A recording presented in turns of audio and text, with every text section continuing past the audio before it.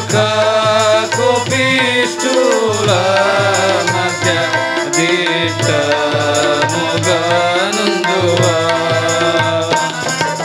సిలువను వీడను సిలువను వీడను సిలువను వీడను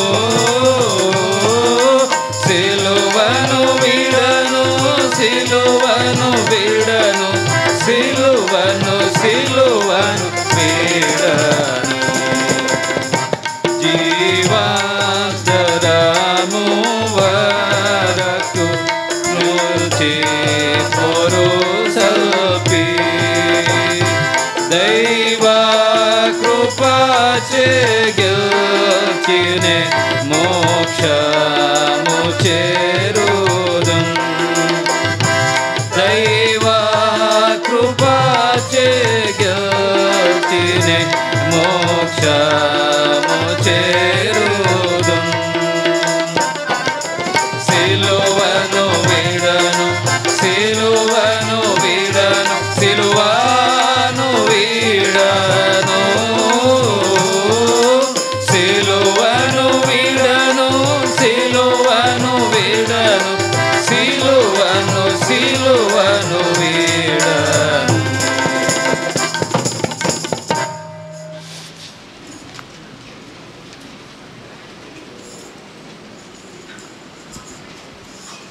చాలామంది వేరే సంఘస్థులు కూడా అడిగారు, అంకుల్ మాకు కూడా ప్రమోద్ అంకుల్ని ఒకసారి అడగండి, తీసుకురండి, మాకు కూడా వాక్యం కావాలా అని చాలామంది అడుగుతున్నారు.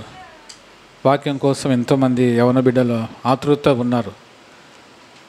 బిడ్డలారా, మనకు దేవుడు అనుగ్రహించిన సమయాన్ని మనం సద్వినియోగం చేసుకోవాలా. కాబట్టి ప్రభు ఇచ్చిన సమయం ఇది. ఎంతో చక్కనైన మాటలు, చక్కనైన వాక్యము, అని పాత విషయాలు ఎట్లెట్లా జరిగినాయి, భక్సింగ్ గురించి ఆ దినాలు ఎట్లా సంఘం ఏర్పడింది, ఏం సంగతి అని చక్కగా చెప్తున్నారు. ఇవన్నీ మీరు నోట్బుక్స్లో రాసుకోండి. ఇంటి పోయిన తర్వాత మళ్ళీ ఊరికినే ఏదో రాయడం పోవడం కాదు. You revise that. మళ్ళీ తీసుకొని ఏం చెప్పాడు అంకులు, ఏం సంగతి, ఒకసారి మళ్ళీ యూట్యూబ్ పెట్టుకొని మళ్ళీ మీరు చూడొచ్చు, వాక్యం వినొచ్చు. కాబట్టి ఈ దినము ప్రభు మనకు శ్రేష్టమైన దినంగా ఇచ్చాడు. కాబట్టి కొద్దిసేపు మనము చివరి ప్రాక్టికల్ టాక్ మాది అన్నతో విందాం.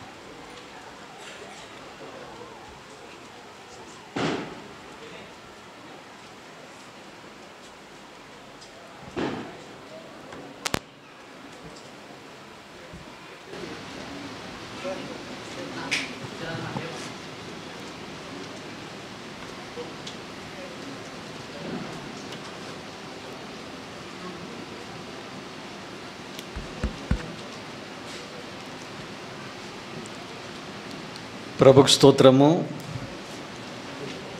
మరలా ఈ సాయంకాలం కూడా దేవుని వాక్యము వినాలి అన్న ఆసక్తితో మీరు ఇంకా దేవుని యొక్క మందిరంలో నిలిచుండడము మాకు ప్రోత్సాహాన్ని కలిగిస్తూ ఉంది. వాతావరణం అనానుకూలంగా ఉన్నా మీరు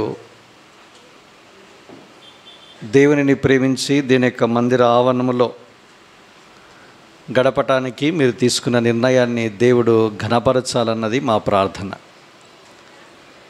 సరే, మెట్టుకి ఏదైనా మరలా ఈ యవనస్తుల కూడికల్లో మనము దీని యొక్క వాక్యాన్ని ధ్యానించటానికి, పఠించటానికి ముందు మన మూల అంశాన్ని మరలా మనందరం కలిసి ప్రార్థనాపూర్వకంగా బిగ్గరగా స్పష్టంగా చదువుదాం. హెబ్రీలకు రాసిన పత్రిక 12వ అధ్యాయం.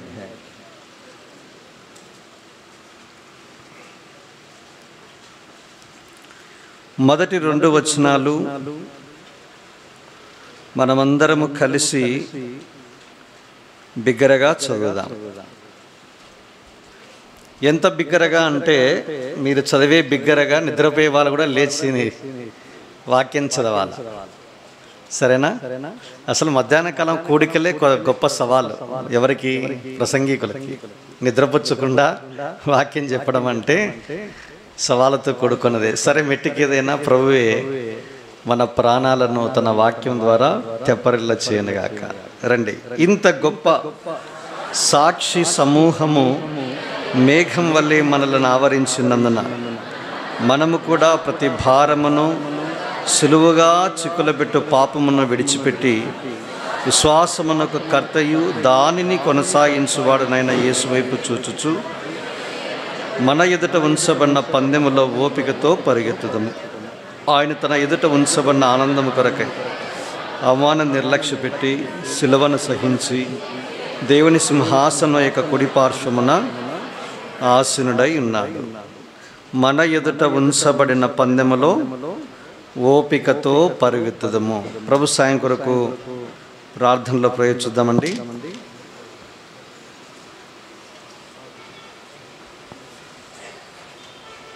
ప్రేమగల తండ్రి, నీ పరిశుద్ధ పాదముల చెంత మరలా సాగిలపడి మీ ఘనమైన నామమును పూజించి హెచ్చిస్తూ ఉన్నాం. ఉదయకాలము నీ మందిర సమృద్ధి చేత మాకు నీ వాక్యం ద్వారా తృప్తినిచ్చి నీ ఆనంద ప్రవాహములోనిది త్రాగించినందుకే మిమ్మల్ని స్తుతిస్తూ ఉన్నాం. మధ్యాహ్నపు సమయము, ప్రేమ విందు సమయము, సహవాసాన్ని దీవించినందుకు కూడా మీకు స్తోత్రాలు దేవా. ఒకవైపు ఎండలు, వేడిమి, ఉక్కపోత ఒకవైపు ఉన్న నీ మందిరములో ఇంతవరకు నీ ప్రియులు మా ప్రజలు కనిపెట్టుకుని నీ వాక్యము మీద ఆశ పెట్టుకుని ఉండగా వారి ఆశను, మా ఆశను మీరే నీ గుప్పిలు విప్పి అనుగ్రహించమని, తద్వారా మా ప్రాణములకు మీరే సేద తీర్చమని ప్రార్థన చేస్తూ ఉన్నాం. విస్తారమైన మీ కృప మాకు అనుగ్రహించండి. ఈ కోడికలో సైతము మీరే మా మధ్య అత్యున్నతంగా హెచ్చించబడి మమ్మల్ని మీరే సమీపస్తులుగా మీ కొరకై ఆకర్షించుకొని మమ్మల్ని మీరే నూతనపరచమని, బలపరచమని, ఆత్మీయంగా మమ్మల్ని మీరే కట్టమని మేము ప్రార్థన చేస్తూ ఉన్నాం. మీ దాసుని సెలవ చాటును మరలా మరుగుపరిచి కడిగి నూతన తైలాభిషేకముతో అభిషేకించి వాడుకునండి ప్రభా. మరి కరెంటు ఒకవైపు లేదు, అనానుకూల వాతావరణ పరిస్థితుల మధ్య సహితము నీ మెల్లని స్వరము మీద మేము లక్ష్యం ఉంచినట్లుగా కృపను పాలించు. ఏ వ్యక్తి కూడా వచ్చినట్లుగానే వచ్చి ఖాళీగా వెళ్ళకుండానట్లు మీరే వారిని దర్శించమని మేము ప్రార్థన చేస్తూ ఉన్నాం. ఇంకా ఎవరైతే ప్రభువును అంగీకరించిన వారుగా ఉన్నారో వారు నీ ప్రేమ ద్వారా ఆకర్షించబడేలాగున ప్రార్థన చేస్తూ ఉన్నాం. విశ్వాసులైన బిడ్డల ప్రతి అవస్థత, మానసిక, భౌతిక, ఆత్మీయ, ఆర్థిక, చదువుపరమైన, భవిష్యత్తుపరమైన ప్రతి అవసరత, చింతలను నీ మీదనే మేము వేస్తూ మీ దయగల హస్తాలకు కృపావాక్యానికి అప్పగించుకుంటూ యేసుక్రీస్తు ప్రభువారి అతి పరిశుద్ధమైన నామమున స్తుతించి ప్రార్థిస్తున్నాము తండ్రి, ఆమేన్.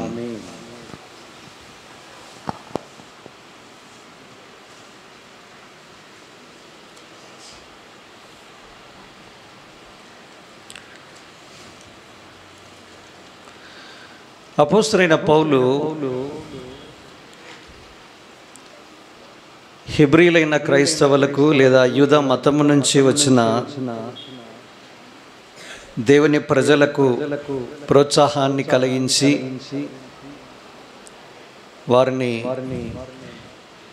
క్రైస్తవ పరుగు పందెంలో ముందుకు కొనసాగటానికి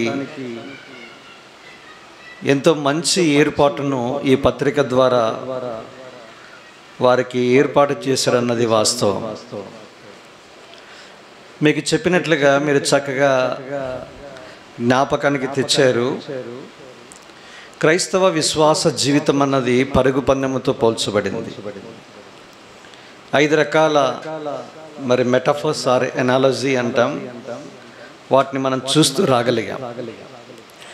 మనం ముందుకు వెళ్ళడానికి ప్రోత్సాహకరంగా 3 తలంపులను ఇక్కడ మనం గమనించగలం.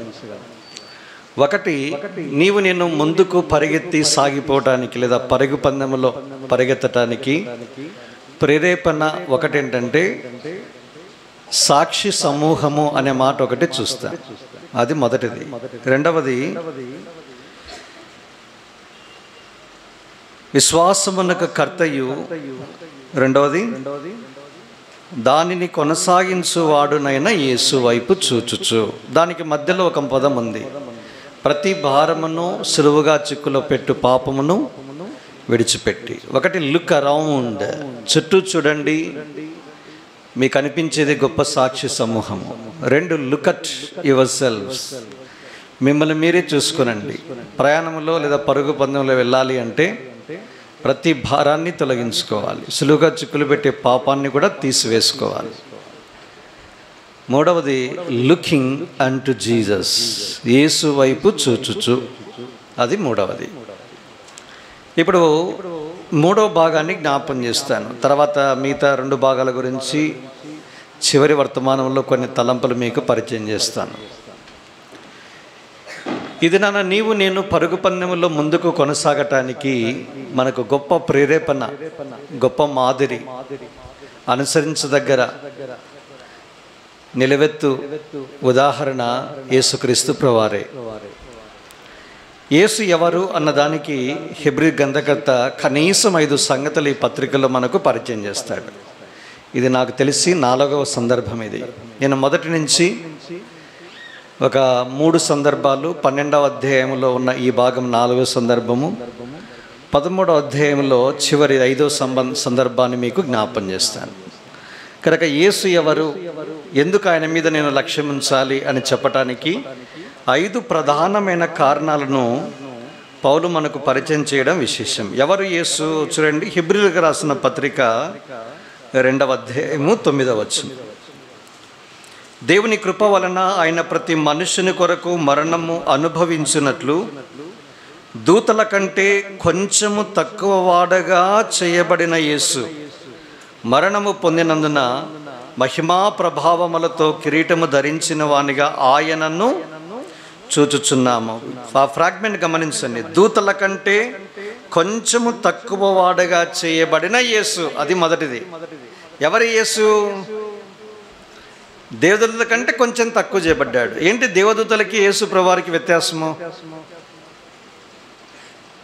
దేవదూతలు కూడా ఆయన సృష్టిలో భాగమే.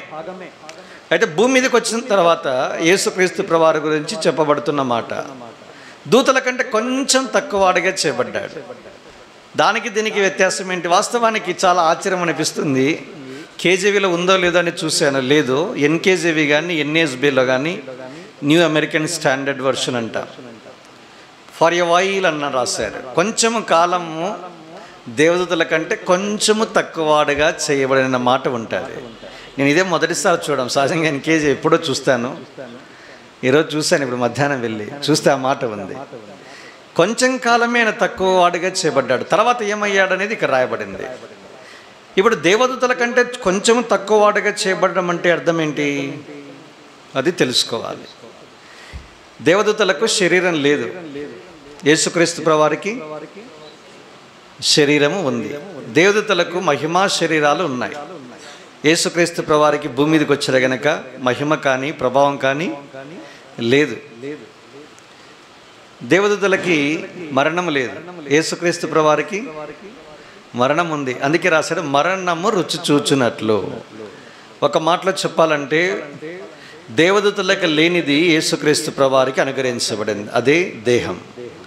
ఆది యందు వాక్యమునను, వాక్యము దేవునిద్దనను, వాక్యమే దేవుడైనను, ఆ వాక్యము శరీరధారి అయి కృపాసత్త సంపూర్ణుడుగా మన మధ్య నివసించెను. అది కొంచెము కాలము తక్కువ, కొంచెము తక్కువ ఆడగా చేయబడుట. అంటే యేసుక్రీస్తు ప్రభువారు మన కొరకు ఏం చేయబడ్డాడంటే మరణాన్ని రుచి చూచినట్లు రక్తమాంసాలు ధరించుకొని ఆయన నీ కొరకు నా కొరకు భూమి మీదకి వచ్చాడు. అది గొప్ప మాట. ఇది నా శరీరం లేకుండా మరణాన్ని రుచి చూడలేడు, అదే రాశాడు. దేవుని కృప వలన ఆయన ప్రతి మనుషుని కొరకు మరణాన్ని చూచాడు. He tasted death for everyone by God's grace. దేవుని కృప, అది ఉదయకాలం చెప్పాను.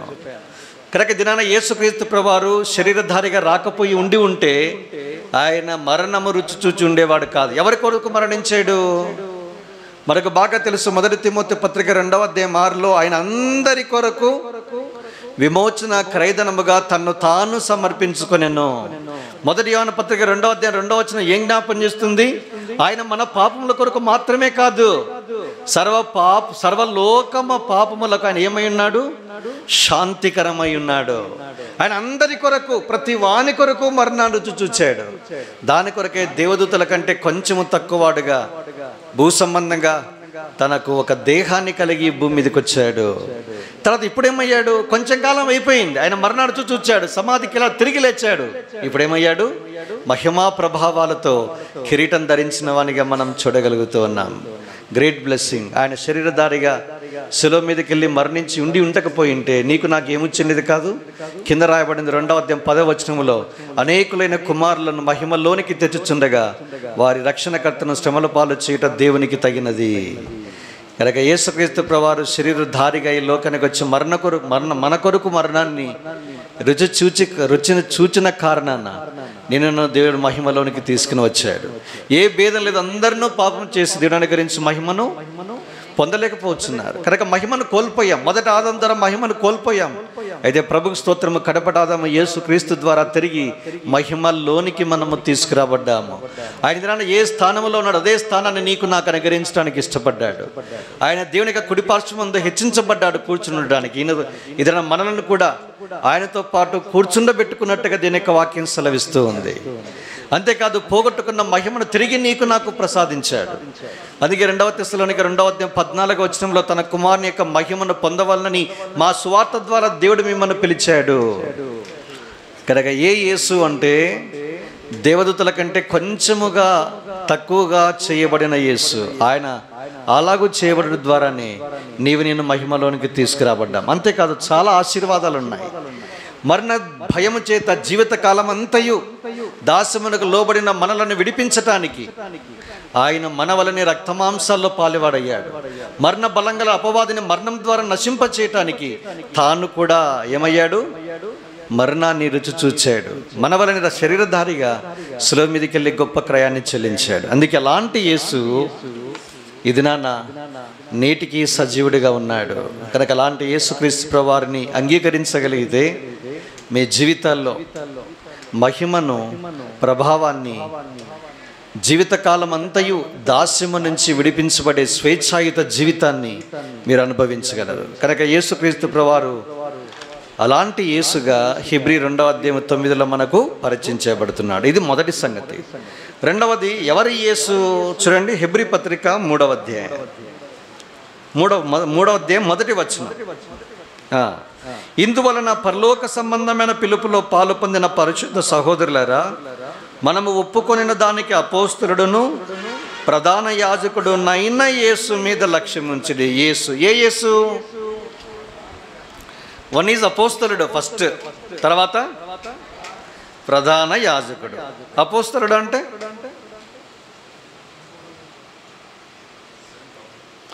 దేవుని చేత పంపబడినవాడు. ఒక మనుషుడు ఉన్నాడు, యోహాను సువార్త 1వ అధ్యాయంలో మనకు అందరికీ తెలుసు. ఆయన దేవుని చేత పంపబడినవాడు. ఆయనే బాప్తిస్మిచ్చి యోహాను. యేసుక్రీస్తు ప్రభువుని కూడా దేవుడు లోకంలోనికి పంపించాడు. అదే యోహాను సువార్త 3వ అధ్యాయం 17వ వచనంలో మనం చూస్తాం. తన కుమారుని ద్వారా రక్షణ పొందుటకే గాని తీర్పు తీర్చుటకు దేవుడు ఆయనను లోకములోనికి పంపలేదు. ఏ ఉద్దేశం కొరకు పంపించాడు? 5వ అధ్యాయం 34, 36లో మాటలు మనం చూస్తాం. 8వ అధ్యాయం 42లో కూడా మనం చూస్తాం. దేవుని కుమారుని చూచి నిత్య జీవం పొందినట్లు దేవుడు ఆయనను ఈ లోకానికి పంపించాడు. ఆయన తను తానే రాలేదు, దేవుడు పంపితేనే ఈ లోకానికి వచ్చాడు. కనుక అపోస్తలుడు అంటే దేవుని చేత పంపబడిన వాడు. ఒక నిర్దిష్టమైన ఉద్దేశం కొరకు ఈ లోకానికి యేసుక్రీస్తు ప్రభువారు దేవుని చేత పంపించబడ్డాడు. కనుక అందుకే దేవుడు లోకాన్ని ఎంతో ప్రేమించాడు. తానే మనల్ని ప్రేమించి మన కొరకై ఆయన బహుమానంగా అనుగ్రహించబడ్డాడు. అందుకే నిజంగా దేవుడు మానవాళిలో తన ప్రేమను ఎంతో గొప్పగా వ్యక్తపరిచాడు. అందుకే డిఎల్ మూడు ఎప్పుడు ఈ మాట చెప్తాడు, దేవుడు లోకమును ఎంతో ప్రేమించిన చోట ఏం చేయాలంట? సాగదీయాలంట. అప్పుడు లోకమును ఎంతో అంటే ఎంతో సాగదీయాల. మనం స్వరం కూడా అంతవరకు రావు. కనుక దేవుడు మానవాళిని ప్రేమించాడు. రుజువేంటి? ఆయన కుమారుని యేసు. అది 3:16. తర్వాత దాని కింద 3:17లో ఆయన పంపబడిన ఉద్దేశం ఏదో రాయబడింది. దేనికి పంపలేదో దేనికి పంపించాడో చెప్పబడింది. కనుక దేవుడు లోకములోనికి తన కుమారుని పంపించాడు. ఇందులో ఏముంది? ప్రేమ ఉంది. అది మొదటి యోహాను పత్రిక 4వ అధ్యాయం 10, 16, 19లో ఈ మాటలన్నీ చూస్తాం. ప్రేమకి ఎప్పుడు కూడా రుజువు ఎల్లప్పుడూ కోరుకుంటాడు. కనుక దేవుడు కేవలము లోకాన్ని ప్రేమించాలని చెబితే రుజువేంటి నాయన అన్నాడు అనుకో, దానికి జవాబు చూపిస్తాడు, యేసుప్రభువుని చూపిస్తాడు. కనుక సహజంగా ఈ లోకంలో ఏ మనిషి కూడా ప్రేమను క్రియాపూర్వకంగా అంగీకరిస్తాడు. ఒట్టి మాటలు ఎప్పుడు అంగీకరించాడు. పొరపాటున నేను నిన్ను ప్రేమిస్తున్నాను బ్రదర్ అన్నాను అనుకో, ఏమంటాడు? ఒట్టి మాటలు కట్టిపెట్టి గట్టి మేలు తలపెట్టువై అంటాడు. గురజాడ అప్పాలా గుర్తుకు తెస్తాడు మనకి. ప్రేమ ఎప్పటికీ గుర్తు కోరుతుంది. అందుకే మీకు చెప్పానో లేదో, బహుశా బేర్షబాలో చెప్పాను, నేను ఇక్కడ చెప్పలేదు, మొదటిసారి కాబట్టి. న్యూ టెస్టమెంట్లో ఎప్పుడైనా మీకు ప్రేమ అనే మాట మీరు కనబడితే అండర్లైన్ చేస్తే it's a verb, not a noun. నామవాచకం కాదు, అది క్రియ. పదానికి 3 పదాలే చూడండి. God so love the world, loved underline చేయండి, ఇట్స్ ఎ క్రియ, వర్బ్. ఎందుకు? ఎలా హౌ కెన్ వి జస్టిఫై, ఎలా సమర్థించగలము? He gave his only begotten son, ఆయన తన సొంత కుమారుని, ఏకైక కుమారుడు, అద్వితీయ కుమారుడు, జనితైక కుమారుని నీ కొరకు నా కొరకు ఇచ్చాడు. ఎక్కడైనా చూడండి, do you love me more than these, యోహాను 21:15-18 మనం చూస్తాం. నీవు నన్ను ఎక్కువగా ప్రేమించుచున్నావా అంటే ఏమన్నాడు? అవును ప్రభువు అన్నాడు. వెంటనే యేసు ప్రభువు ఏం చెప్పాడు? అయితే ఒక పని చేయి అన్నాడు, నీవు నా గొర్రెలను మేపుము, నా గొర్రెలను కాయుము, గొర్రె పిల్లలను మేపుము. ఈ 3 పదాలు మనకు కనబడతాయి. ఎక్కడైనా ప్రేమ క్రియను క్రియాపూర్వకంగా వ్యక్తపరచడాన్ని కోరుకుంటుంది. అది యోహాను సువార్త మాత్రం. ఎన్ని చోట్లైనా మీరు చూడండి కొత్త నిబంధనలో ఆ పదాలు మనకు కనబడతాయి. సరే, మెట్టుకేదో నేను చెప్పదలుచుకున్న మాట, ఆయన అపోస్తలుడు, దేవుని చేత పంపబడిన వాడు. మన ఎడల దేవునికి ఉన్న మక్కువ, ప్రేమ, ఇష్టము ఎంత గొప్పదో ఆయన లోకంలోనికి పంపినప్పుడే మనకు అర్థమైంది. అంతేకాదు, ఒకవైపు మాత్రమే, వన్ సైడ్. రెండో మాట ఏమన్నాడు? ఆ మాట ఉపయోగించాడు. 3వ అధ్యాయం 1వ వచనంలో, అయ్యా ఆయన పంపబడిన వాడు అపోస్తలుడు మాత్రమే కాదు, ప్రధాన యాజకుడునైన యేసు. ఏం చేస్తాడు? పైనుంచి మొదలు పెట్టాడు, కింద ప్రధాన యాజకుడు చెప్పి మోషేను గురించి పరిచయం చేశాడు. తర్వాత ఏమన్నాడు? దేవుని ఇల్లంతటిలో ఆయన దేవుని కుమారుడు, ఆయన ఇంటి మీద నమ్మకం. యేసుక్రీస్తు ప్రభువారు ధర్మశాస్త్రానికి మధ్య వ్యత్యాసాన్ని చెప్పాడు. యాజకత్వము, తర్వాత మోషే, తర్వాత యేసు. 3 పదాలు మనకు కనిపిస్తాయి. పాత నిబంధన అంతటినీ కూడా ధర్మశాస్త్రం అంటే ఒకటే మాట, మోషే అనుగ్రహించిన ధర్మశాస్త్రం అంటారు. యోహాను 1:18 మనకు బాగా తెలుసు. ఏముంది? యోహాను 1:17లో ధర్మశాస్త్రం మోషే ద్వారా కలిగెను, కృపయు సత్యము యేసుక్రీస్తు ద్వారా. అందుకే మోషే సినానిమస్, మోషే ద్వారా అనుగ్రహించబడింది, మోషే ధర్మశాస్త్రం. ఈ పదాలు ఎక్కువగా కనబడతాయి. అయితే యేసుక్రీస్తు ప్రభువు దాని కాంట్రాస్ట్, కృప.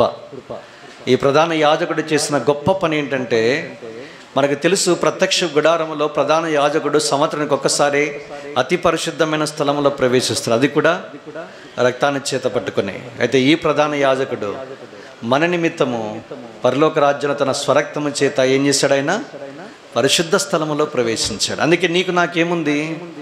ధైర్యము కలిగి ఉంది. ఇదన్నా యేసుక్రీస్తు ప్రభువారి ద్వారా ధైర్యంగా మనము అతి పరిశుద్ధమైన స్థలములో ప్రవేశించే అవకాశాన్ని దేవుడు కలిగించాడు. ఒకప్పుడు లేదు. పాత నిబంధన భక్తులకి, కొత్త నిబంధన భక్తులకి వ్యత్యాసం అదే. దేవుని సమీపించాలంటే వయా ప్రధాన యాజకుడు. ఇప్పుడు లేడు. ఎవరా ప్రధాన యాజకుడు? సాక్షాత్తు యేసుక్రీస్తు ప్రభువు. అందుకే యేసు ప్రభువు యొక్క రక్తమును ఆధారం చేసుకుని మనము దేవుని సహాయం కొరకు కృపాసనను సమీపించే వారంగా ఉంటాం.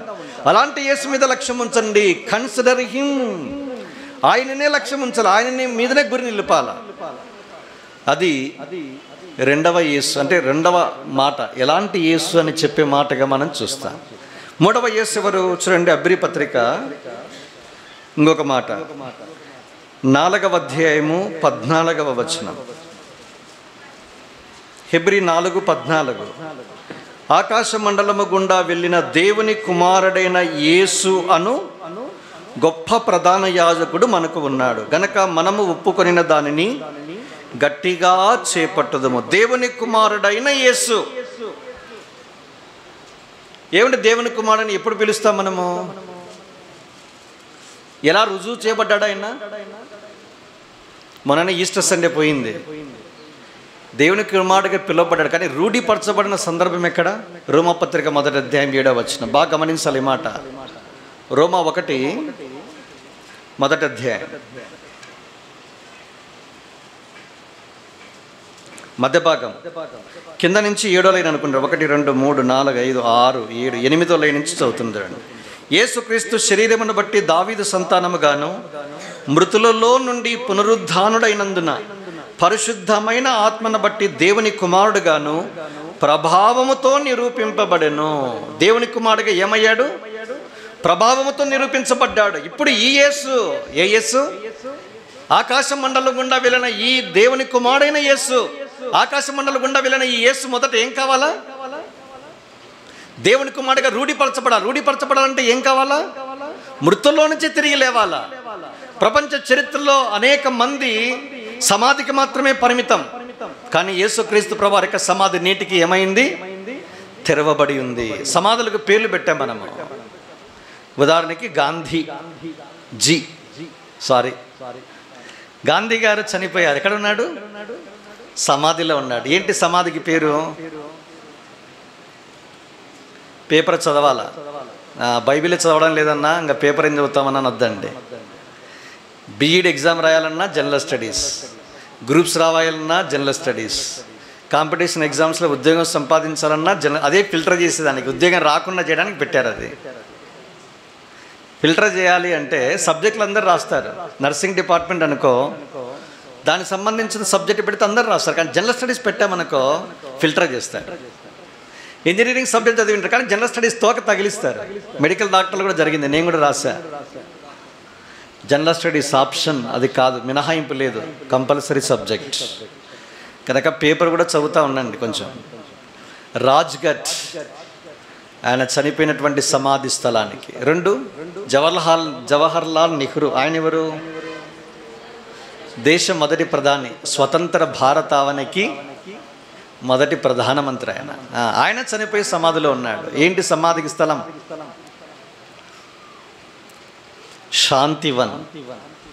శాంతివనము అని పేరు.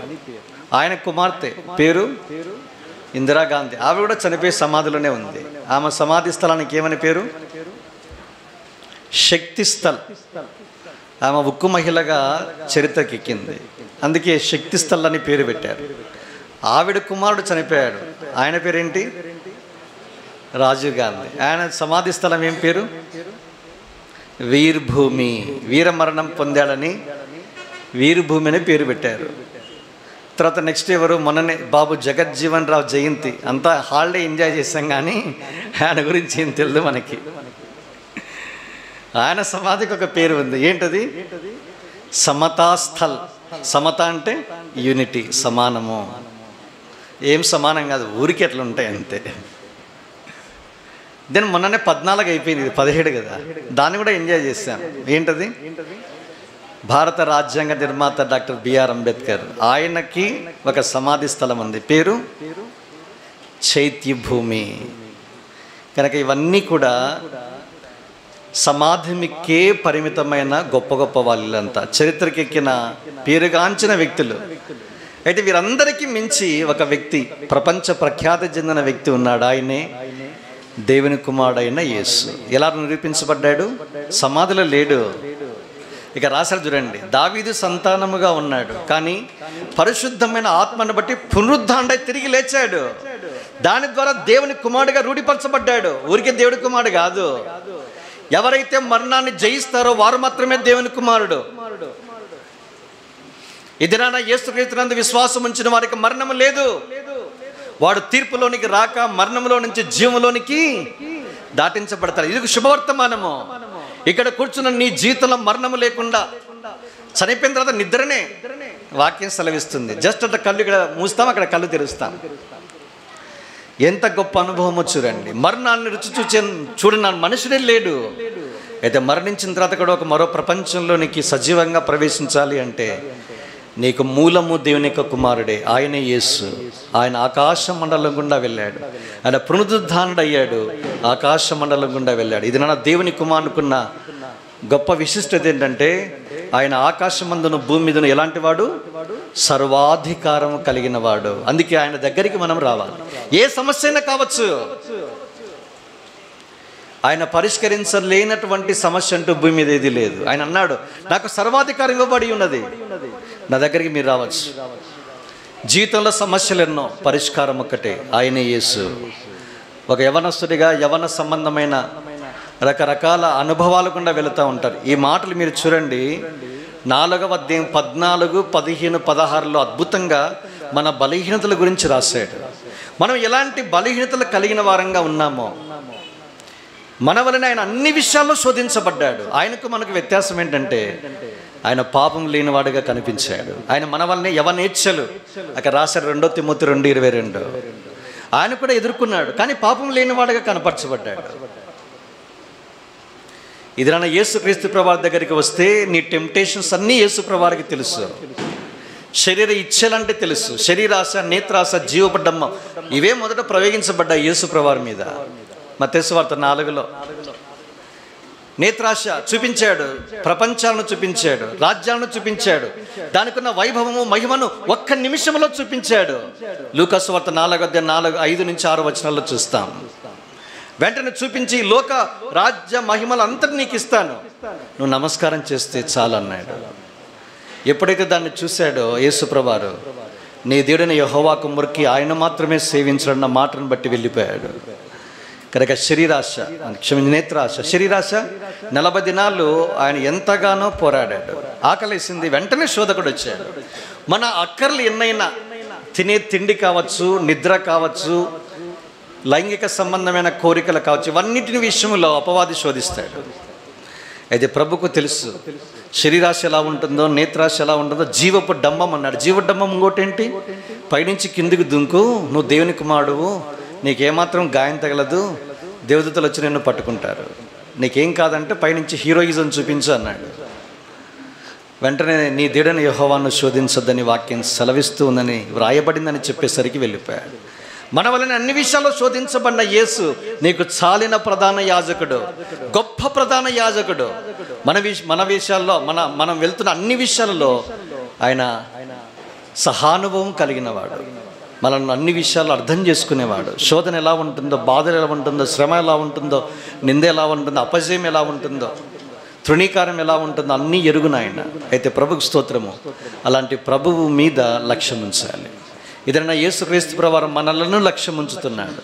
1 పేతురు 5:7 ఆయన మిమ్మును గూర్చి చింతించుచున్నాడు గనక మీ చింత యావత్తు ఆయన మీద చింతించుచున్నాడు. ఫుట్ నోట్లు ఏముంది? బైబిల్ చదవాలి ఇట్లా, లక్ష్యము చేయుచున్నాడు. యేసు ప్రభువారు నిన్ను లక్ష్యం చేసే గొప్ప ప్రధాన యాజకుడు, దేవుని కుమారుడు. నీ విషయంలో ఎంతో శ్రద్ధ. ఇంత మంచి దేవుడు ఆకాశ మండలం గుండా వెళ్ళి ఆకాశమందును భూమి మీదను సర్వాధికారి కలిగిన దేవుడిని అన్ని అక్కర్ల విషయంలో ఎంతో చింతించేవాడు, ఎంతో పట్టింపు కలిగి ఉండేవాడు. కనుక నీ చదువు విషయంలో కావచ్చు, ఉద్యోగం కావచ్చు, వివాహం కావచ్చు, ప్రమోషన్ కావచ్చు, ట్రాన్స్ఫర్స్ కావచ్చు, తర్వాత వీసా కావచ్చు, ఎనీథింగ్ ఏదైనా ఉంచండి. అందుకే don't be anxious for nothing. దేని గురించి చింతపడద్దు. ఎందుకు? మిమ్మల్ని గురించి చింతించే వ్యక్తి ఒకడు ఉన్నాడు. మన గురించి చింతించేవాడు, మనమంటే లక్ష్యం ఉంచేవాడు ఒకడు ఉన్నాడు అంటే ఎంత భరోసా ఉంటుంది. లోక సంబంధమైన వ్యక్తులకి రిప్రజెంటేషన్ ఇచ్చిన తర్వాత బిందాస్గా పడుకొని నిద్రపోతాం. జగన్కి ఇచ్చానన్నా ఖచ్చితంగా చేస్తాడన్న నమ్మకం ఎక్కువ, క్రెడిబిలిటీ కదా. వైఎస్ఆర్ ఏమంటాం స్లోగన్ ఏంటి? మడమ మాట తప్పము, మడమ మాట. ఒకసారి నాయకుడు ఇస్తేనే ఇంత క్రెడిబిలిటీ ఉంటే, నిన్ను నన్ను తన సొంత రక్తం ఇచ్చి కొనుక్కున్న ప్రభువు మన విషయంలో ఇంకెంత శ్రద్ధ కలిగి ఉంటాడో ఒక్కసారి ఊహించండి. అందుకే ఆయన మిమ్మల్ని వచ్చి చింతించుచున్నాడు. ఏం చేయాలా? మన చింత యావత్తు ఆయన మీద వేయాలి. నువ్వు మోయొద్దు భారము, ఆయన అనుదినము మన భారమును భరించుచున్నాడు. 55:22 కీర్తనలో ఈ మాట మనకు పరిచయం కాదా? ప్రతి భారాన్ని యేసుక్రీస్తు ప్రభువారికి అప్పగించాలి. అందుకే ఆయన మనల గురించి చింతించేవాడు గనక ఆయన మీదనే మనం ఆనుకోనాలి. అలాంటి ప్రభువు ఈ సాయంకాలం కూడా నీకున్న అన్ని సంగతుల విషయంలో చింతించే దేవుడు. సిఎస్ స్పర్జన్ అనే గొప్ప దైవజనుడు ఈ మాటకి ఇంకొక రీతిలో వ్యాఖ్యానం చేశాడు. సిఎస్ స్పర్జన్ అంటే ద ప్రిన్స్ ఆఫ్ ప్రీచర్స్ అంటాం, ప్రసంగికులకు రారాజు ఆయన. ఆయన ఏమన్నాడంటే, ఆయన మిమ్మల్ని గురించి చింతించుచున్న లక్ష్యము చేర్చున్నారనే మాటకు పరోక్షంగా ఇంకొక వ్యాఖ్యానం ఏంటంటే, ఇప్పుడున్న ప్రపంచ జనాభాలో నీవు తప్ప మరి ఎవ్వరూ లేనంతగా నీ మీదనే గురి నిలుపుతాడంట. ఇప్పుడున్న జనాభా ఎంత? మీరు జనరల్ స్టడీస్లో చాలా పూర్గా ఉన్నట్టున్నారు. మీరు కొంచెం బాగా తిని చదువుకోవాలి. మీరు బుర్ర పెంచాలా. 800 కోట్లు. 800 కోట్లలో నీవు తప్ప 800 కోట్ల మంది లేరు. 7999999 ఏదో ఉంటుంది కదా. ఇంతమందిలో నీవు తప్ప ప్రపంచంలో ఈ భూమి మీద ఎవడే కానీ లేడు. అంటే తన దృష్టి అంతా నీ మీదనే. అది లక్ష్యం ఉంచడం అంటే. అంత మంచి దేవుడు నీకుంటే చింతెందుకు? అందుకే చింతించక దేవుని మీదనే మన చింత వేసి ముందుకెళ్దాం. యేసుప్రభువు వారు స్వయంగా చెప్పాడు. మత్తయి సువార్త 6:24-33 మీరు చదవండి. ఇంటికి వెళ్ళిన తర్వాత చింత, విచారం అనే పదాలు 7 సార్లు వస్తాయి. అర్థమైందా? ఎన్నిసార్లు? సంపూర్ణం. మన చింతలకు సంపూర్ణం అంటే ముగింపు. ఆయన యేసు. చివరికి రేపటి గురించి కూడా చింతపడద్దు అన్నాడు ఆయన. ఎంత మంచి దేవుడు! అంత మంచి దేవుడు ఆకాశ మండల గుండా వెళ్ళిన దేవుని కుమారుడు. ఆయనను లక్ష్యం ఉంచాలి. అది ఆయన యేసు అంటే. ఆ దేవుని కుమారుడు మన విషయంలో ఎంతైనా బాధ్యత వహించేవాడు. అలాంటి యేసు మీద లక్ష్యం ఉంచాలి. మూడవది ఏ యేసు? ఇప్పుడు నాతో పాటు హెబ్రీ పత్రిక 12వ అధ్యాయం 2వ వచనం మధ్య భాగం.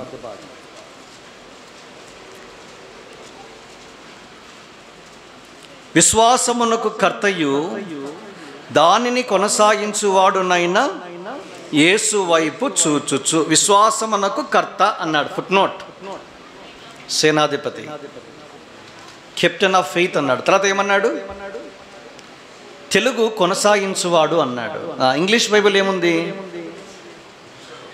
Finisher of our faith. మూడింటిని క్లబ్ చేయండి. లేదా తెలుగు ఇంగ్లీష్ 2 భాషల్ని క్లబ్ చేయండి. ఏమొచ్చినాయి అర్థాలు? మొదటిది ఒరిజినేటర్. విశ్వాసమునకు మూలం ఆయనే, కర్త ఆయనే, పాయింట్ నెంబర్ 1. 2, విశ్వాస జీవితాన్ని కొనసాగించేది కూడా ఆయనే, పాయింట్ నెంబర్ 2. విశ్వాసాన్ని ఫినిషర్ అంటే ముగించేవాడు కూడా ఆయనే. అద్భుతమైన మాట కదా. ఎవరి యేసు? ఆరంభకుడు ఆయనే, కొనసాగించేది ఆయనే, ముగించేది కూడా ఆయనే. ఆయన ఏం చేయాలా? Looking an to Jesus. ఆయననే చూస్తూ వెళ్ళాల. ప్రజెంట్ టెన్స్ కాదు అది, సింపుల్ ప్రజెంట్ కంటిన్యూస్ టెన్స్. అంతేనా? లుకింగ్ అన్నది ఇంగ్ ఫామ్ కదా, ఐఎన్జి, కంటిన్యూస్ టెన్స్. ఇక్కడికి ఎల్లప్పుడూ నేను యేసుక్రీస్తు ప్రభువారిని చూస్తూ ఉంటే మన పందెములో ఓపికతో పరిగెత్తే కృపను, సామర్థ్యాన్ని దేవుడు నీకు నాకు ప్రసాదిస్తాడు. ఎందుకు ఆయన మీదే లక్ష్యం ఉంచాలి అంటే, ఆయన మూడింటికి ఆయనే మూలము. విశ్వాసానికి ఆయనే మూలం. 2వ పేతురు పత్రిక 1వ అధ్యాయం 2వ వచనంలో మా వలనే అమూల్యమైన విశ్వాసం పొందిన వారికి శుభమని చెప్పి వ్రాయినది. అమూల్యమైన విశ్వాసము, precious faith is the very gift of God. దేవుడు తానే స్వయంగా ఇచ్చే వరం ఏదైనా ఉంది అంటే విశ్వాసం. అదేమన్నాడు? ప్రెషియస్ ఫెయిత్, అమూల్యమైనది. అది అపోస్తలులకు ఏ విశ్వాసం అయితే దేవుడు ఇచ్చాడో అదే విశ్వాసాన్ని నీకు నాకు ప్రసాదించాడు. ఆయనే ఒరిజినేటర్, ఆయనే మూలం. అలాంటి యేసు ప్రభువారు ఈ సాయంకాలం కూడా నీ క్రైస్తవ పరుగు పందానికి ఆరంభకునిగా తానే ఉండాలని కోరుచున్నాడు. నీ విశ్వాసాన్ని కొనసాగించేవాడు కూడా ఆయనే, అంతేకాదు ముగించేవాడు కూడా ఆయనే. అలాంటి యేసు మీద లక్ష్యం ఉంచాలి. మీరు చూడండి, పాత కొత్త నిబంధనల్లో గమనించాలి. ఇది ఎలా ఉంటుందంటే, యేసు ప్రభువారి మీదనే గురి నిలపాలి. ఎవరిని చూడొద్దు. పరుగు పందెంలో ముందుకు ప్రయాణించాలి అంటే చూడవలసిన వ్యక్తి 3 సంగతులు ఉన్నాయి. అందులో చివరిది ఇదే, యేసు వైపు మాత్రమే చూడాలి. దావీదు ఒక మాట అన్నాడు 16వ కీర్తన 8వ వచనంలో. ఏమన్నాడు? సదాకాలము యెహోవా మీదనే నా గురి నిలుపుచున్నాను, ఆయన నా కుడి పార్శ్వమందు ఉన్నాడు గనక నేను కదల్చబడను. కదల్చబడని స్థిరమైన క్రైస్తవ జీవితానికి చిరునామా ఏదైనా ఉందంటే ఈ రెండు కారణాలు. మొదటిదంటే యెహోవా మీదనే సదాకాలము గురి నిలుపుచున్నాను. ఇంకొక మాటలో చెప్పాలంటే లుకింగ్ అన్టు జీసస్, యేసు వైపే చూస్తూ సాగిపోవడం. దావీదుకున్న గొప్ప అనుభవం అదే. ఇదిరానా మన అనుభవం కూడా మార్చుకోవాలి. జీవితంలో యేసుక్రీస్తు ప్రభువారి వైపు మాత్రమే మన దృష్టిని సారించాలి. లేకపోతే వేరే వాటి మీద సారిస్తే, పేతురు సముద్రం మీద నడిచి వచ్చే యేసును చూస్తున్నంత వరకు కదులుతూ ముందుకు వచ్చాడు. ఎప్పుడైతే సముద్రపు అల మీద దృష్టి మరల్చాడో వెంటనే ఏమయ్యాడు? మునిగిపోయాడు. నీ దృష్టిని మరల్చేవి చాలా ఉంటాయి. జీవిత సమస్యల, తుఫానుల, వైఫల్యాల, ఓటమా, అనారోగ్యమా, బాధ, శ్రమన, నిందన, కష్టమా, ఎన్నో ఉన్నాయి. XYZ ఇక నేనేం చెప్పనక్కర్లా. అవన్నీ కూడా యేసు మీద దృష్టి నిలపకుండా తప్పించేవి. అయితే ప్రభుకు స్తోత్రము, యేసు మీద లక్ష్యం ఉంచితే మనము విజయవంతంగా మన యాత్రను ముగించే వారంగా ఉంటాం. ఆ యేసు మీద లక్ష్యం ఉంచాలి. 5వది చివరిది చూడు నాతో పాటు, హెబ్రీ పత్రిక 13వ అధ్యాయం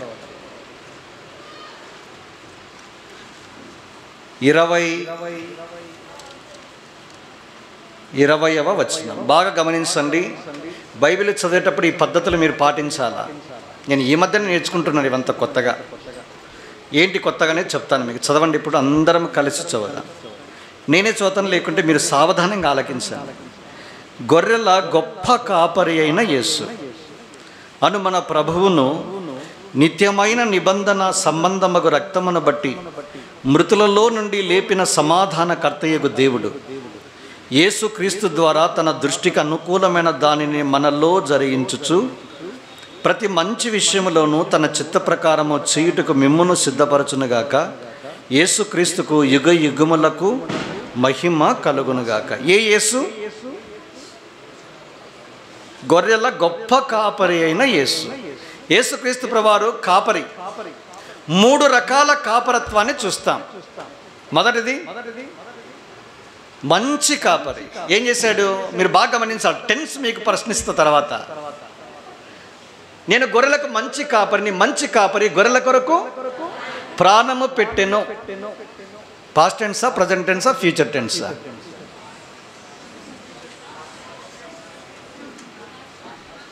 past tense. Very nice.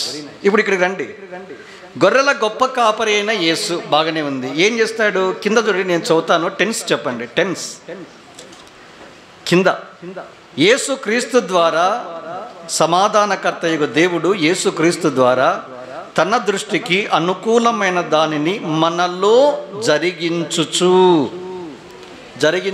Underline చేయండి. ఏ టెన్స్?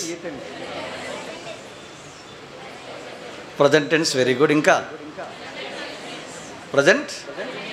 Very nice. బాగా పట్టుకున్నారు, మీకు అర్థమైపోయింది. మీరు బైబిల్ టీచర్స్ కావచ్చు. ఇక పాయింట్ నెంబర్ 3, 1 పేతురు పత్రిక 5వ అధ్యాయం తీయండి. ఇక్కడ రండి. 1 పేతురు పత్రిక 5:4వ వచనం చదవండి. ప్రధాన కాపరి ప్రత్యక్షమైనప్పుడు మీరు వాడబారని మహిమా కిరీటము పొందుదురు. ప్రత్యక్షమైనప్పుడు అండర్లైన్ చేయండి. ఇది జరిగిందా, జరుగుతుందా, జరగబోయేదా? ఏ టెన్సు?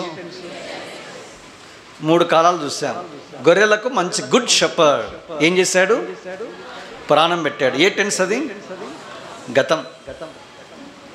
గొర్రెల గొప్ప కాపరి అయిన యేసు ఏం చేస్తున్నాడు?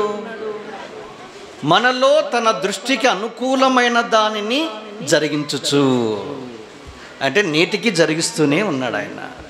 Point number 2 present tense. 3వది ప్రధాన కాపరిగా ప్రత్యక్షం కాబోతూ ఉన్నాడు.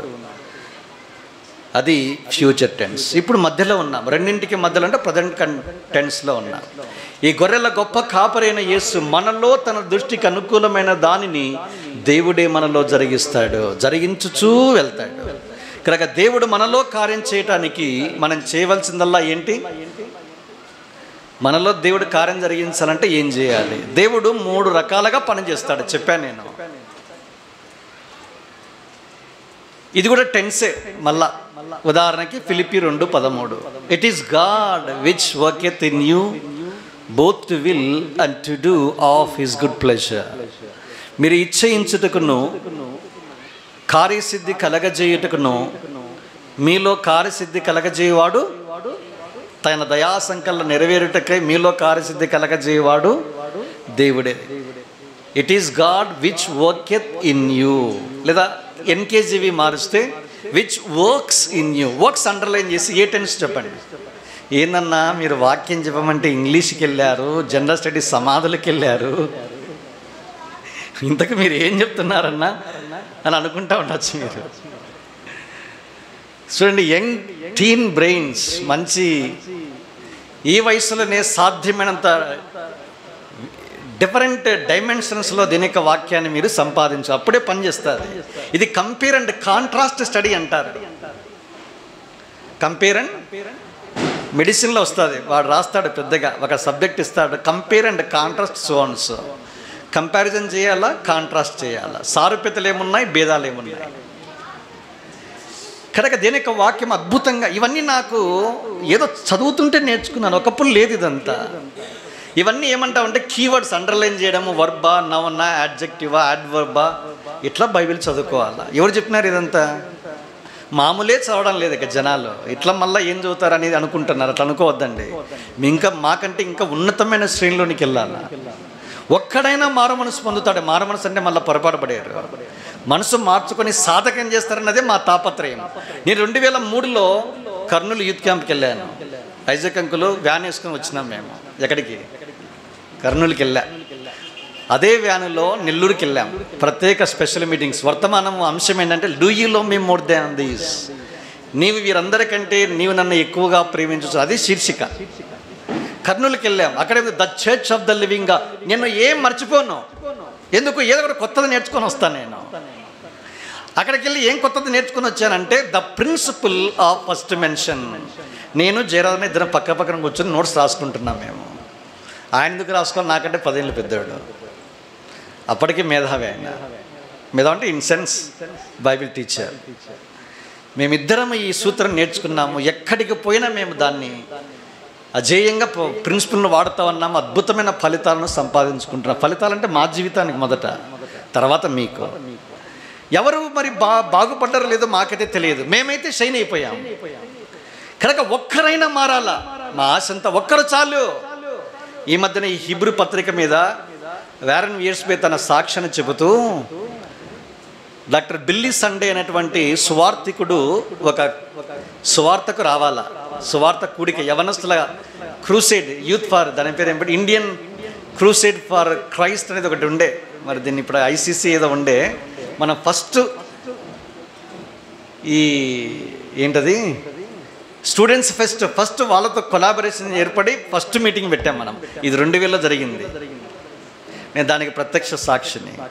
అలాంటి క్రూసేడ్ ఫర్ క్రైస్ట్కి ఈయన ఫౌండర్ అండ్ స్పీకర్. ఆయన ఈ బిల్లీ సండే ఒకానొక కార్యక్రమాన్ని బట్టి అనారోగ్యం అనుకుంటాను, ఆయన రాలేకపోయాడు. మొత్తానికి ఏమైపోయింది, ఆయనకు బదులుగా వేరే వాళ్ళని పంపించారు. అప్పటికి వాళ్ళు పాంప్లెట్ చేశాడు, ఈ హ్యాండ్ బిల్స్ అన్నీ అయిపోయినాయి. అందులో బిల్లీ సండే వస్తున్నాడంటే అప్పట్లో క్రేజీ స్పీకర్ ఆయన. జనాలు బిల్లీ సండే రాలేదురా, ఎవరో అనామకుడు వస్తున్నాడు స్పీకరు, ఎంత డిసప్పాయింట్ చేశారా అని. సరే మొత్తానికి కూడికలు పెడితే రావాలి కదా, వచ్చారు. ఆల్టర్ కాల్ ఇచ్చాడు. ఆయనైతే తన వ్యక్తిగత సాక్ష్యం కొంచెం వేరుగా చెప్పాడు. కానీ డాక్టర్ రావి జకరియాస్ అన్న మాట ఏంటంటే ఒకే ఒక వ్యక్తి తీర్మానించుకున్నాడు. కూడిక మొత్తం అంతా క్రూసేడర్స్ అంతా డిసప్పాయింట్ అయిపోయారు.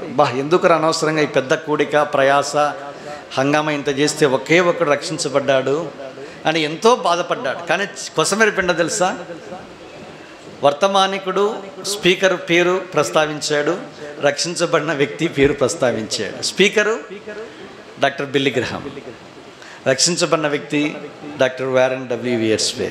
ప్రపంచ క్రైస్తవ్యం ఇప్పుడు ప్రపంచంలో ఎక్కడైనా వెళ్ళినా వారెన్ వియర్స్బే వ్యక్తి తెలియని వాడు లేదు. ముఖ్యంగా టీచర్స్, బైబిల్ టీచర్స్కి, క్రిస్టియన్ మినిస్టర్స్కి. నాకు తెలిసి 2003లో జయరాజన్న ప్లస్ మోజెస్ అన్న వాళ్ళ బ్రదర్ డేవిడ్ పొట్టిపాడు, ఆయన నెబ్రాస్కా యుఎస్లో కలిశారు. వుడ్రో క్రోల్ని నా దగ్గర 2003 యూత్ క్యాంప్ జరిగినప్పుడు తీసుకుని వచ్చాడు. ఫొటోస్ ఇప్పటికీ నా దగ్గర ఉన్నాయి. తర్వాత జాన్ విక్టర్ గారు ఇప్పుడు ప్రస్తుతం హైదరాబాద్లో, ఆయన కూడా ఆయన విజిట్ చేశారు. నేను చూడంగా వాళ్ళిద్దరూ ఫొటోస్ పెట్టుకున్నారు కాబట్టి నేను ఎరుగుదును. ఆయన అద్భుతమైన దేవుని యొక్క దాసుడు. ప్రపంచానికి దేవుని యొక్క వాక్యాన్ని 25 సంవత్సరాల కష్టపడి ఇన్వెస్ట్ చేసి 6 వాల్యూమ్స్ బైబిల్ కామెంటరీని ప్రపంచానికి పరిచయం చేశాడు. ఓఎం వాళ్ళకి రైట్స్ ఇవ్వమని కోరితే రిక్వెస్ట్ చేస్తే ఇచ్చిన తర్వాత, అయ్యా రిక్వెస్ట్ అయితే మన్నించి ప్రచురించుకోవడానికి మా ఇండియన్ ప్రింట్ పర్మిషన్ ఇచ్చారు. రాయల్టీ డబ్బులు ఎంత ఇవ్వాలండి మీరు చేసిన మేలు కంటే? చిరునవ్వు నవ్వి, ఏ ఒక్క రూపాయి కూడా నాకొద్దు, దేని యొక్క వాక్యం ఉచితంగా పొందాను, ఉచితంగా మీకు ఇస్తున్నాను అన్నాడు. నేను ఎందుకు ఈ మాట మీకు చెప్తున్నానంటే, దేవుడు ఒక్క మనిషి మారినా చాలు. 25 ఏళ్ళ అపారమైన అనుభవము ప్రపంచంలో నాలాంటి వాళ్ళని వెలిగిస్తూనే ఉన్నాడు ఆయన. ఒక మనిషి నేర్చుకుంటే చాలు. ఎన్నో సంగతులు ఉన్నాయి. నేను కొత్తగా ఇది ఇంట్రొడ్యూస్ చేసే ప్రయత్నం చేశాను. అన్ని పదాలు అండర్లైన్ చేయడము, ఏ ఫామ్లో ఉంది, ఏ టెన్స్లో ఉంది, ఎందుకు రాయబడింది, వెనక ముందు ఏంటి, ఇలాంటి ఆరాధించే ప్రయత్నం చేస్తూ ఉన్నా. అందుకే మీకు కూడా నేర్చుకోవాలన్న ఆశ. తన దృష్టికి అనుకూలమైన దాన్ని మనలో జరిగించాలి అంటే దేవునికి అప్పగించుకోవాలి. It is God which worketh in you. నీలో పనిచేసే దేవునికి నువ్వు అప్పగించుకొనకపోతే తన దృష్టికి అనుకూలమైన దాన్ని దేవుడు జరిగించలేడు. ఆ యేసు ఎవరో తెలుసా అండి? నీ కోసం ప్రాణం పెట్టినవాడు. ఆయనే మంచి కాపరి. ఈ యేసు ఎవరో తెలుసా అండి? గొర్రెల గొప్ప కాపరి. ఈ యేసు ఎవరో తెలుసా అండి? ఒక దినం ప్రధాన కాపరిగా ప్రత్యక్షం కాబోయే యేసు. అంటే వర్తమాన భూత భవిష్యత్ కాలాల్లో ఏకరీతిగా ఉండే యేసు. నీ జీవిత అంతము ఆరంభము తెలుసు, అంతము తెలుసు. ఎందుకంటే ఆయనే ఆదియు అంతమునే ఉన్నవాడు. ఆయన అల్ఫా ఒమేగా అయినవాడు. ఆయనే మొదటివాడు, ఆయనే కడపటివాడు. నీ జీవిత ఆరంభము తెలుసు, జీవిత అంతము తెలుసు. నీకంటే ఎక్కువ తెలిసిన దేవుడు నీ సృష్టికర్త వాని జీవితానికి ఆయన నైపుణ్యం గల ప్రేమ గల హస్తాలకి నీ జీవితాన్ని అప్పగించుకుంటే తన దృష్టికి అనుకూలమైన దాన్ని జరిగించి తన నామమునకు మహిమను, నీకు క్షేమాన్ని, నీవు అనేకులకు ఆశీర్వాదకరమైన పాత్రగా నిన్ను కూడా ఈ తరములో దేవుడు వాడుకొనగలడు. అలాంటి యేసు నీ జీవిత రాజు అయితే ఓపికతో పందెములో పరిగెత్తడానికి ఆయన నీకు శక్తి సామర్థ్యాలని సంపూర్ణంగా దయచేయగలడు. ఇలాంటి యేసు మీద లక్ష్యం ఉంచండి. 5 అంతల యేసును మనం చూసాం. ఒకటి, దేవదూతల కంటే తక్కువ వాడైన యేసు. ఎందుకు? మన కోసం మరణాన్ని రుచి చూడడానికి ఆయన శరీరధారిగా భూమి మీదకి వచ్చాడు, మరణించాడు, సమాధి చేయబడి తిరిగి లేచాడు, మహిమా ప్రభావాలతో కిరీటం ధరించిన వానిగా దేవుని కుడి పార్శ్వమందు కూర్చున్నాడు. ఆ యేసు నీకు నాకు మహిమనివ్వటానికి సిద్ధంగా ఉన్నాడు. తనే అనుభవం గుండా వెళ్ళాడు, శిలువ మరణానుభవం గుండా వెళ్ళాడు, శిలువ గుండా వెళ్ళాడు. అలాంటి ప్రభువు ఈ సాయంకాలం నిన్ను పిలుస్తూ ఉన్నాడు. రెండవదిగా ఆయన అపోస్తలుడు, ప్రధాన యాజకుడైన యేసు. మూడవది ఆకాశ మండలం గుండా వెళ్ళిన దేవుడి కుమారుడైన యేసు. నాలుగవది విశ్వాసాన్ని కర్తయు కొనసాగించువాడు ముగించువాడైన యేసు, గొర్రెల గొప్ప కాపరైన యేసు. 5 అంతల యేసు హెబ్రీ గంధకత మనకు పరిచయం చేశాడు. ఏ యేసు మీద లక్ష్యం ఉంచుచున్నావు? లోకంలో చాలామంది యేసు రక్షించును, యేసు స్వస్థపరచును, యేసు బాగు చేయును, యేసు దీవించును, యేసు ఉద్యోగం ఇచ్చును, యేసు వివాహం చేయను, యేసు అనేక రకాలుగా బాగు చేయను, ఇలాంటి మాటలు వింటూ నా యేసు కాదు. ఆఫ్ కోర్స్ అవన్నీ దేవుడు చేస్తాడు, తప్పని కాదు. కానీ యేసు నీ జీవితానికి సార్థకతను, అర్థాన్ని తీసుకురావటానికి తను తానే క్రయంగా అర్పించుకున్నవాడు. అలాంటి యేసు నీ జీవిత రాజుగా ఉండాలని ఆయన అభిలాష. నీకు ఇష్టమైన రండి ప్రార్థన చేసుకుంటాం. మోకాళ్ళ మీదకి వస్తాం. దేవుని వాక్య వెలుగులో మీ జీవితాలను పరీక్షించుకునండి. 2 నిమిషాల్లో ఈ కూడికను ముగించనై ఉన్నాం. మౌనంగా వాక్య వెలుగులో బహుశా ఎక్కువ మంది విశ్వాసులైన పిల్లలు కావచ్చు. అయితే ప్రశ్న ఏంటంటే, మన ముందుంచబడిన పందెంలో పరిగెత్తాలి అంటే విశ్వాసానికి మూలమైన ప్రభువు మీదనే దృష్టించాలి. అంతేకాదు, మనలో పని చేయటానికి గొర్రెల గొప్ప కాపరైన యేసు గొప్పవాడైన నీ జీవితాన్ని గొప్పగా చేసుకో. నీ జీవిత రాజు అయితే, ప్రభువు అయితే, గొప్పవాడైతే అద్భుతమైన జీవితాన్ని నీకు అనుగ్రహించగలడు. అట్టి ప్రభువు సజీవుడిగా ఉన్నాడు. నిన్న నేడు ఏకరీతిగా ఉన్నాడు, యుగ యుగములు ఒకటి రీతిగా ఉన్నాడు. నీ ఆది అంతము తెలుసు, నీ ఉన్న పరిస్థితి తెలుసు. దిగులు పడకు, నిరుత్సాహపడకు, కృంగిపోకు. నీ చింత యావత్తు యేసు మీద వేయి. ఆయనే నిన్ను గూర్చి లక్ష్యం ఉంచుతున్నాడు. ప్రపంచంలో ఎవరు లేనంతగా నువ్వు ఒక్కడవే ఉన్నావు. నీ మీదనే దృష్టి, నీ మీదనే లక్ష్యం, నీ మీదనే గురి. అటు ప్రభు ఈ సాయంకాలం పిలుస్తూ ఉన్నాడు. నీ తీర్మానం ఏంటి? ప్రార్థన చేసుకుంటాం.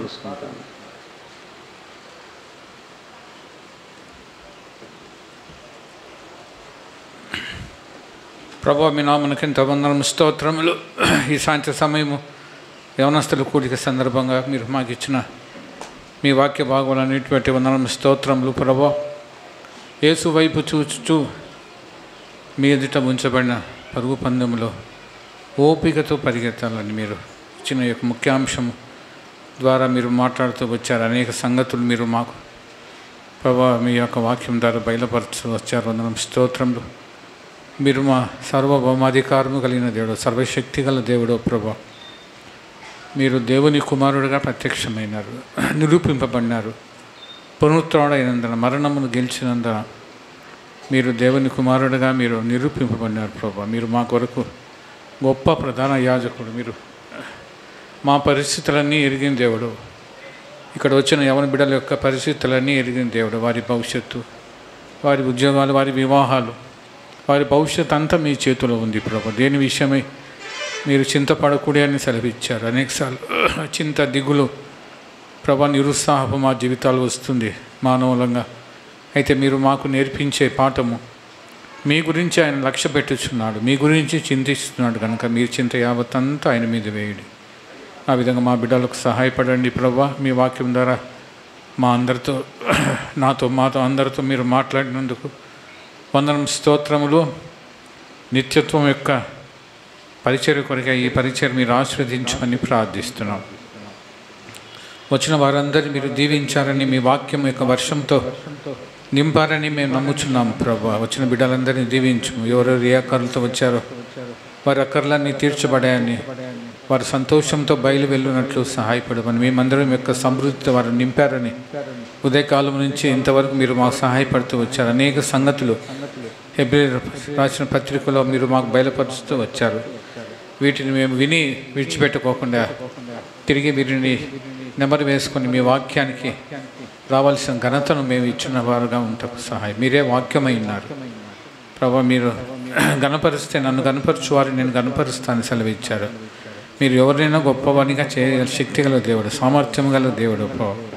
కాబట్టి మా బిడ్డలందరూ మిమ్మల్ని గణపరిచే బిడ్డలుగా మీ వాక్యాన్ని, మీ సన్నిధిని, మీ మందిరాన్ని ప్రేమించువారుగా మీరు ఆఖరి దినాల్లో మేము నివసిస్తున్నాం. ఎంతో పవిత్రంగా దేవా, మేము ఈ లోకం నుంచి వేరుపరచబడిన వారై మీ కొరకు రోషము గల బిడ్డలుగా, యవన బిడ్డలుగా మేము జీవించినట్లు సహాయపడమని ప్రార్థిస్తున్నాము.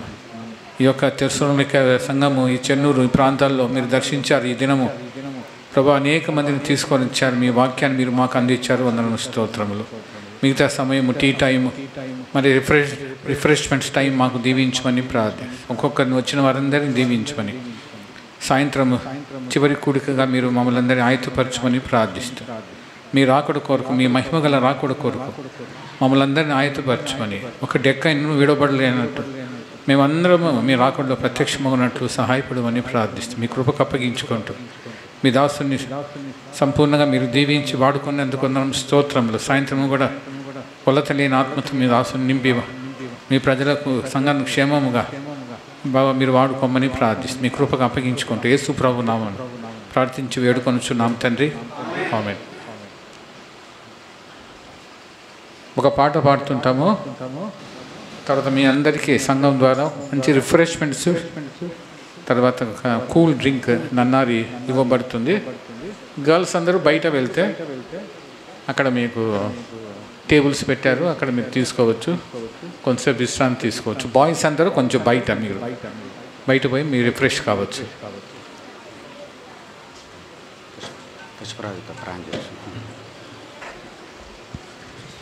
రిఫ్రెష్మెంట్ కొరకు పుష్పరాజన్న ప్రార్థన చేస్తాడు. రండి, మోకరించండి. దయచేసి చివరి ప్రార్థన అయిన తర్వాత మరి సిస్టర్స్కి అందరికి ఇక్కడ కౌంటర్ ఉంది, మీరు ఇక్కడ రిఫ్రెష్మెంట్ తీసుకొని కూల్ డ్రింక్ తాగండి. బ్రదర్స్ అంతా బయట రోడ్డు బయట మీకు అక్కడ కౌంటర్ ఉంది, మీరు అక్కడ తీసుకొని అక్కడ మీరు చైర్స్ ఉన్నాయి, అక్కడ మీరు కొంత రిలాక్స్ కావచ్చు. సిస్టర్స్ కాంపౌండ్లో రిలాక్స్ కండి. ప్రార్థన చేస్తాం.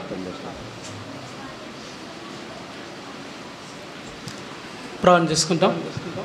ప్రేమ కలిగిన పరిశుద్ధుడవగు మా ప్రియమైన పరలోకపు తండ్రి, ఇంతవరకు మీ సన్నిధి అనుగ్రహించినందుకై మీకు స్తోత్రములు. అమూల్యమైన మీ వాక్యమును మాకు అనుగ్రహించినందుకై వందనములు, స్తోత్రములు చెల్లిస్తున్నాం. మా జీవితాల్లో నమ్మదగిన కాపరిగా ఉంటూ మమ్మల్ని నడిపిస్తూ వస్తున్నందుకై మీకు స్తోత్రములు. పరమున మమ్మల్ని చేర్చుకోనైనటువంటి దేవుడనైనా మీకు స్తోత్రములు చెల్లిస్తున్నాం. సాయంకాల సమయంలో మీ వాక్యమును ప్రేమించి సహవాసమును ప్రేమించి వచ్చిన ప్రియులందరూ కూడా మీకు స్తోత్రములు చెల్లిస్తున్నాం. అట్లు మందిర సమృద్ధిలో నుంచి తీసుకురాబడిన ఈ రిఫ్రెష్మెంట్స్ అన్నింటినీ పవిత్రపరచము, మీ ఇంటిని సమృద్ధితో నింపము, ఆ సహవాసమును దీవించము, సాయంకాలం కూడిక కొరకై సిద్ధపరచు. యేసుక్రీస్తు వారి శ్రేష్టమైన నామపేట స్తుతించి ప్రార్థిస్తున్నాము తండ్రి, ఆమేన్. దయచేసి కూర్చోండి. మీ పాట పాడుతుంటే మీరు చివరి ఇచ్చేయండి, ఆశీర్వాదం మీ పాట పాడండి. లాస్ట్ మేము పాట పాడుతుంటాము, మీరు లైన్లుగా లేచి బయట వెళ్ళొచ్చు. సాంగ్ నంబర్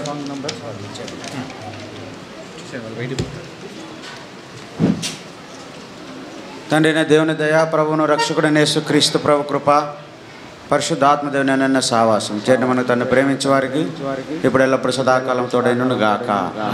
లైన్గా బ్రదర్స్ ఒకవైపు నుంచి, సిస్టర్స్ ఒకవైపు నుంచి బయటికి వెళ్ళి మీరు రిప్రెషన్ తీసుకోండి. Song number have you been to Jesus.